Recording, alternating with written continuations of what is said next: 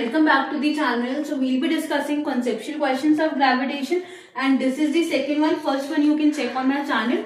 So what does this question says? If an external force can change the state of motion of center of mass, how does the internal force of the brakes bring the car at rest? तो क्या बोल रहे हैं वो कि अगर external forces ही हैं जो किसी भी बॉडी के स्टेट ऑफ मोशन को चेंज कर सकते हैं, तो इंटरनल फोर्सेज जो हैं ब्रेक्स के, वो कैसे कार को रेस्ट के ऊपर लेकर आ रहे हैं, मतलब इसमें कैसे केस चेंज हो गया। तो कई बच्चे क्या सपोज करते हैं कि जो ब्रेक्स हैं वो क्या है, एक्सटर्नल फोर्सेज है। ठीक है, एक्सटर्नल फोर्सेज नहीं होते, वो कौन से होते हैं, इंटरनल फोर्सेज होते हैं। और जो ब्रेक्स के इंटरनल फोर्सेज होते हैं वो सिर्फ कार को स्लो डाउन करते हैं। क्या करते हैं, स्लो डाउन करते हैं।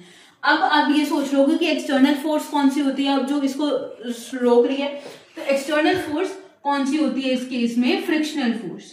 ठीक है, कौन सी फोर्स, फ्रिक्शनल फोर्स। अब ये जो फ्रिक्शनल फोर्स होती है ये टायर और रोड के बीच में होती है।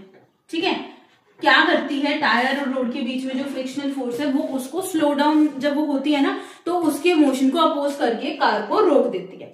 अब देखो इसको डेली लाइफ के एग्जांपल से समझते हैं। जो ब्रेक्स हैं, जो हमारी इंटरनल फोर्सेस हैं, उसको हम मानते हैं कि वो हमारे क्या है, बड़े भाई बहन है, मतलब कि एल्डर सिबलिंग्स हैं, जो कि हम कुछ गलत काम कर रहे हैं तो हमें रोकते हैं। ठीक है, कि रुक जाओ, स्लो डाउन करते हैं। ठीक है, अब ये तो हमारे क्या हो गए, एल्डर सिबलिंग्स हो गए। ठीक है, अब जो ये एक्सटर्नल फोर्स होती है इसको हम सपोज कर लेते हैं ये हमारे पेरेंट्स है। जब हम गलत काम कर देते हैं और पिट के फिर उसके बाद काम बंद करते हैं, है ना।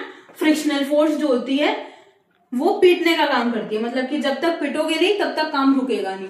ठीक है, तो क्या समझा हमने इससे कि जो ब्रेक्स हैं वो सिर्फ स्लो डाउन करते हैं और जो एक्सटर्नल फोर्सेस हैं, फ्रिक्शनल फोर्स, वो क्या करते हैं, कार को कंप्लीटली रोक देते हैं। ठीक है, जब तक मम्मी पापा की मार नहीं पड़ेगी एट लास्ट तब तक काम रुकेगा नहीं। बड़े भाई बहन चाहे कितना समझा ले कि कर लो कोई नहीं रुकता। ठीक है, तो अब इसको एक बार थ्योरी को लिख के फिर उसके बाद समझते हैं। Here is the theory of the question. So let's see it once. Actually it is not only external force which bring the car at rest. मतलब कि सिर्फ वो एक्सटर्नल फोर्स नहीं है जो कार को रेस्ट के ऊपर लेके आ रहा है, जो इंटरनल फोर्स है ऑफ द ब्रेक्स, मतलब जो इंटरनल फोर्सेज है ना ब्रेक्स की ऑन व्हील, वो लॉक कर देते हैं व्हील को, मतलब कि वो स्लो डाउन ही कर देते हैं, जैसे मैंने आपको प्रीवियस में बताया। अब क्या होता है, एक लार्ज फ्रिक्शनल फोर्स होती है, वो come into play between the wheel and the ground. फिर क्या होता है, एक फ्रिक्शनल फोर्स अराइज होती है लार्ज, जो कि ग्राउंड और व्हील के बीच में लगती है, और this force is external to the system and brings the car at rest. मतलब कि ये फोर्स